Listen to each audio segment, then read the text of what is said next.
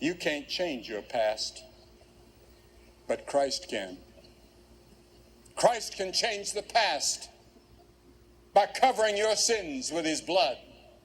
The word secrecy is repugnant in a free and open society. And we are, as a people, inherently and historically opposed to secret society, to secret oaths, and to secret proceedings. And forgiving all the sins and mistakes you ever made, he can wipe out everything that's recorded on those tapes. That's a wonderful thing, because God has a set of tapes in which everything you've ever said and everything you've ever done and everything you've ever thought is there and will be played at the judgment. But if you come to Christ and surrender totally to him, he wipes out the tapes. He erases the tapes, and no one will ever hear them. Somebody says, follow your conscience, but your conscience may be seared, or it may be dead. It may be no good. It'll lead you wrong. You can be sincere, but be wrong.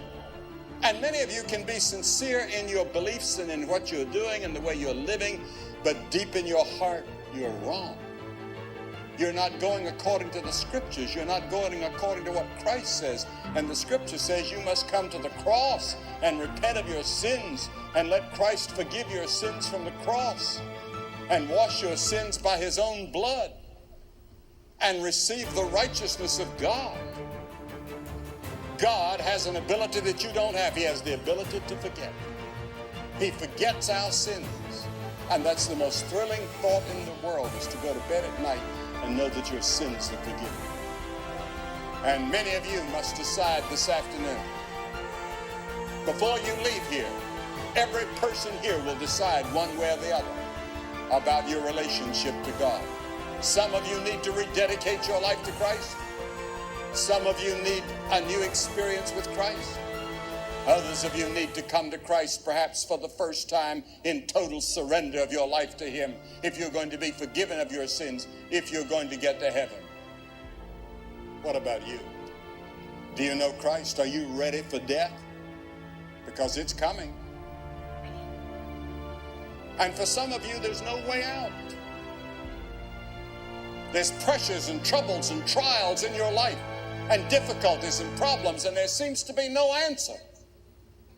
It may be you and your wife. You just can't seem to make it. You love each other, and yet you don't. And you fight and you scrap. Is there any way out? Yes, there's a way. Jesus said, I am the way.